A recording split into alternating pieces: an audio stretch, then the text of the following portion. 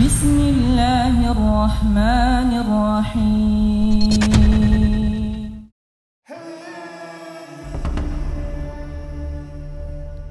Kedatangan Nabi Muhammad SAW dan para sahabat di kota Madinah pada saat peristiwa hijrah dari Mekkah ke Madinah menjadi magnet tersendiri bagi masyarakat Madinah kala itu. Masing-masing dari penduduk berkeinginan supaya Nabi Muhammad SAW tinggal di rumah mereka. Hal itu mereka lakukan agar mereka bisa selalu dekat dengan Nabi Muhammad SAW, sehingga mereka bisa langsung melihat amaliyah ibadah Rasulullah SAW sehari-hari, dan banyak waktu untuk menikmati dan meneladani keindahan akhlak beliau. Setelah melalui proses yang panjang, akhirnya Rasulullah menemukan sebidang tanah yang merupakan milik dua orang anak yatim, yaitu Sahal dan Suhail. Beliau kemudian membeli tanah ini. Di atasnya dibangun rumah untuk beliau dan istrinya, dan di tanah yang sama, tepat di samping rumah Nabi, dibangunlah Masjid Nabawi untuk tempat ibadah umat Islam. Hari berganti hari, Masjid Nabawi yang berdempetan dengan rumah Nabi menjadi pusat kegiatan umat Islam pada saat itu. Rasulullah SAW mengajarkan ajaran Islam di sana. Kemudian, di sana juga menjadi tempat untuk menyusun strategi penyebaran agama Islam, bahkan untuk menyusun rencana perang menghadapi orang-orang yang memusuhi umat Islam kala itu. Tempat tersebut begitu strategis sehingga menarik para sahabat untuk tinggal di dekatnya. Mereka berbondong-bondong membangun rumah di sekitaran Masjid Nabawi dan juga rumah Nabi, agar bisa terus mengikuti salat 5 waktu bersama Nabi, kemudian bisa bergabung di dalam majelis ilmu dan mendengarkan hikmah yang diucapkan oleh Rasulullah SAW. Namun, ternyata tidak semua sahabat Nabi memiliki keinginan untuk tinggal dekat dengan Nabi Muhammad SAW ataupun dekat dengan Masjid Nabawi. Ada satu sahabat yang lebih memilih tinggal berjauhan dengan Nabi Muhammad SAW. Nama sahabat tersebut adalah Sya'ban. Rumahnya paling jauh dari rumah Nabi Muhammad SAW dan juga Masjid Nabawi. Disebutkan bahwa jarak rumah Sya'ban dengan Masjid Nabawi kira-kira 3 jam jika ditempuh dengan berjalan kaki.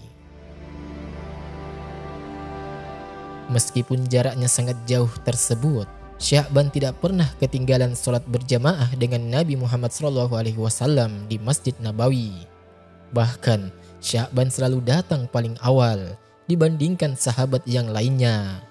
Ia selalu mengambil posisi di bagian pojok masjid ketika sholat dan iktikaf.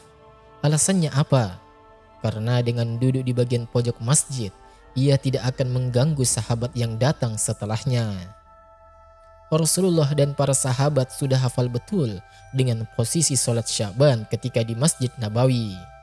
Suatu ketika, Ubay bin Ka'ab, mantan pendeta Yahudi yang kemudian memeluk Islam dan menjadi sahabat Nabi, mengetahui bahwa rumah Sya'ban ini jaraknya 3 jam dari Masjid Nabawi. Karena kasihan, Ubay bin Ka'ab kemudian menyarankan agar Sya'ban untuk membeli seekor keledai supaya perjalanannya lebih cepat dan supaya kakinya tidak sakit. Akan tetapi, Sya'ban menjawab dengan jawaban yang penuh diplomatis. Demi Allah, wahai Ubay, aku tak senang kalau rumahku berdekatan dengan rumah Rasulullah. Aku lebih suka tinggal di sebuah rumah yang jauh dari rumah beliau, kata Sya'ban kepada Ubay bin Ka'ab. Ubay bin Ka'ab kaget dengan jawaban Sya'ban.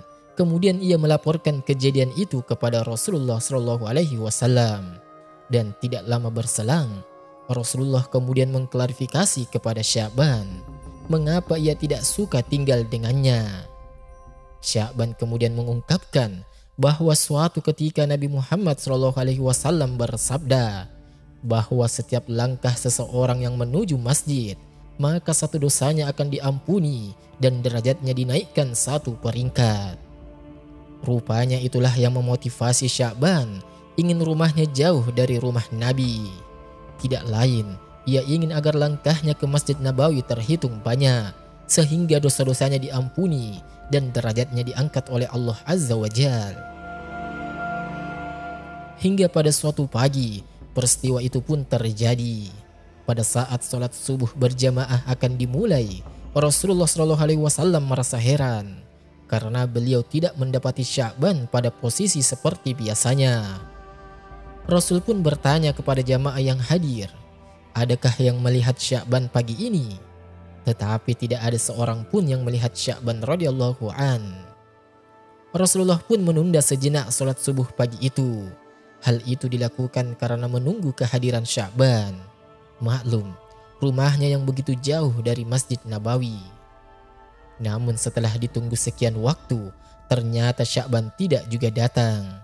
Karena khawatir waktu sholat subuh berakhir, Rasulullah pun memutuskan untuk segera melaksanakan sholat subuh berjamaah. Hingga sholat subuh selesai, Sya'ban belum juga datang. Rasul pun bertanya lagi, apakah ada yang mengetahui kabar Sya'ban? Namun tidak ada seorang pun yang menjawabnya. Kemudian Rasul bertanya lagi, apakah ada yang mengetahui di mana rumah Sya'ban? Hening sejenak. Kemudian salah seorang sahabat mengangkat tangan dan mengatakan bahwa dia tahu di mana rumah Sya'ban.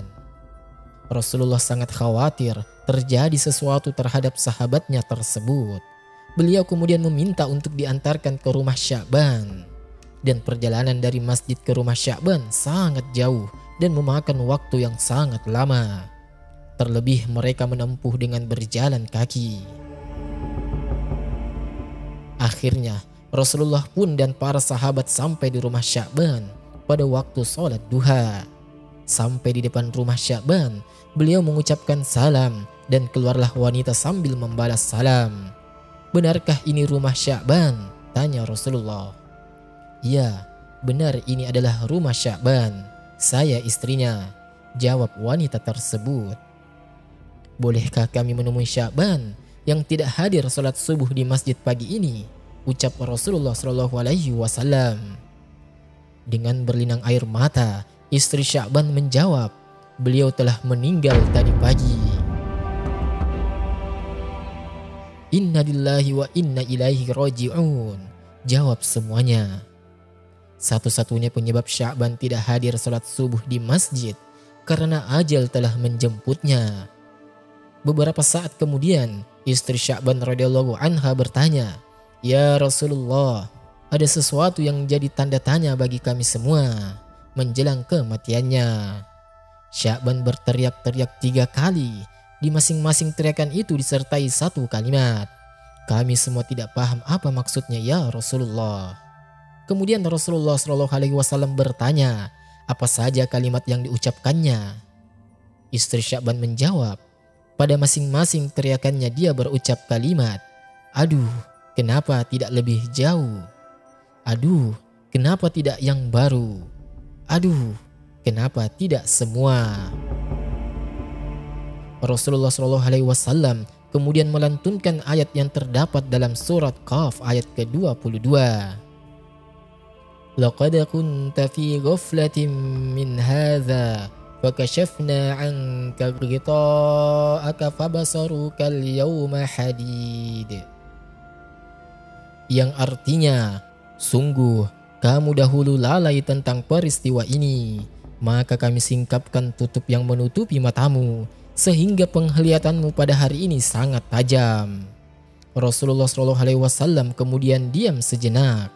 Beliau menarik nafas dan kemudian berkata, saat Sya'ban dalam keadaan sakaratul maut, perjalanan hidupnya ditayangkan ulang oleh Allah Subhanahu wa Ta'ala. Bukan hanya itu, semua ganjaran dari perbuatannya diperlihatkan oleh Allah.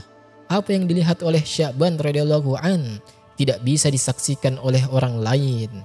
Di dalam pandangannya yang tajam ketika sakaratul maut, ia melihat suatu adegan kesehariannya ketika dia pergi dan pulang ke masjid untuk sholat berjamaah 5 waktu. Perjalanannya sekitar 3 jam jalan kaki. Tentu itu bukan jarak yang dekat. Dalam tayangan itu pula, Sya'ban diperlihatkan pahala yang diperolehnya dari langkah-langkahnya ke masjid. Jawab Rasulullah. Kemudian Rasulullah melanjutkan, dia melihat seperti apa bentuk surga yang dijanjikan sebagai ganjarannya. Saat dia melihat maka dia berucap, aduh, mengapa tidak lebih jauh? Timbul penyesalan di dalam diri Sya'ban. Mengapa rumahnya tidak lebih jauh dari masjid? Supaya pahala yang didapatkannya lebih indah dan lebih banyak. Dalam penggalan kalimat berikutnya, Sya'ban melihat saat ia akan berangkat sholat berjamaah di musim dingin. Saat ia membuka pintu, berhembuslah angin dingin yang menusuk tulang. Dia masuk ke dalam rumahnya dan mengambil satu baju lagi untuk dipakainya, untuk melapisi bajunya. Dia memakai dua baju. Sya'ban memakai pakaian yang bagus di dalam dan yang jelek di luar. Dia berpikir, jika kena debu, tentu yang kena hanyalah baju yang luar. Dan sampai di masjid, dia bisa membuka baju luarnya dan sholat dengan baju yang lebih bagus yang sudah ia kenakan di dalam. Namun, ketika di dalam perjalanan menuju masjid, dia menemukan seseorang yang terbaring, yang kedinginan dalam kondisi mengenaskan. Sya'ban pun iba dan segera membukakan baju yang paling luar, lalu dipakaikan kepada orang tersebut. Kemudian dia memapahnya ke masjid agar dapat melakukan sholat subuh bersama-sama. Orang itu selamat dari mati kedinginan dan bahkan sempat melakukan sholat berjamaah. Dan saat sakaratul maut itu, Sya'ban melihat indahnya surga sebagai balasan memakaikan baju jeleknya kepada orang tersebut. Kemudian dia berteriak lagi, aduh, kenapa tidak yang baru yang kukasihkan? Timbul penyesalan dalam diri Sya'ban. Jika dengan baju jelek saja bisa mengantarkannya mendapat pahala yang besar, sungguh tentu dia akan mendapatkan yang lebih besar jika dia memberikan pakaian yang baru, pakaian yang bagus yang dia pakai di dalam. Berikutnya, Sya'ban melihat lagi adegan dalam hidupnya, yaitu pada saat dia hendak sarapan dengan roti. Tiba-tiba muncul seorang pengemis dan meminta rotinya. Perutnya kosong karena sudah 3 hari tidak diisi makanan. Melihat hal itu, Sya'ban merasa iba. Ia kemudian membagi 2 roti tersebut dengan ukuran yang sama besar dan membagi 2 susu ke dalam gelas dengan ukuran yang sama rata. Kemudian mereka berdua makan bersama-sama. Allah Subhanahu wa Ta'ala kemudian memperlihatkan kepada Sya'ban dengan surga yang begitu indah. Ganjaran atas dia sudah memberikan roti dan susu kepada pengemis tersebut. Setelah melihat peristiwa itu, Sya'ban kemudian berteriak lagi, aduh, kenapa tidak semuanya? Sya'ban kembali menyesal. Seandainya dia memberikan semua roti itu kepada pengemis tersebut, pasti dia akan mendapatkan surga yang lebih indah lagi. Jadi, di dalam sakaratul mautnya, Sya'ban tidak menyesal atas perbuatan buruk yang dia lakukan semasa hidupnya, melainkan dia menyesal mengapa kebaikannya tidak dilakukan secara optimal. Padahal Sya'ban sudah nyata-nyata mendapatkan gambaran surga dalam sakaratul mautnya. Baiklah saudaraku semua, sesungguhnya pada suatu saat nanti, kita semua pasti akan mati. Kita akan menyesal dan tentu dengan kadar penyesalan yang berbeda-beda.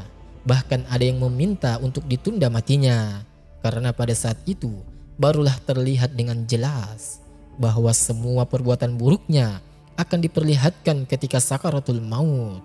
Mereka meminta untuk ditunda sesaat karena ingin memperbaiki semua yang dilakukan ketika masa hidupnya. Namun sahabatku, kematian akan datang tepat pada waktunya. Tidak bisa kita majukan dan tidak bisa kita akhirkan. Wallahu alam bisawab. Semoga kita semua akan mengakhiri hidup ini dengan husnul khatimah. Dan kalimat yang akan kita ucapkan terakhir nanti adalah La ilaha illallah Muhammadar Rasulullah. Amin ya rabbal alamin.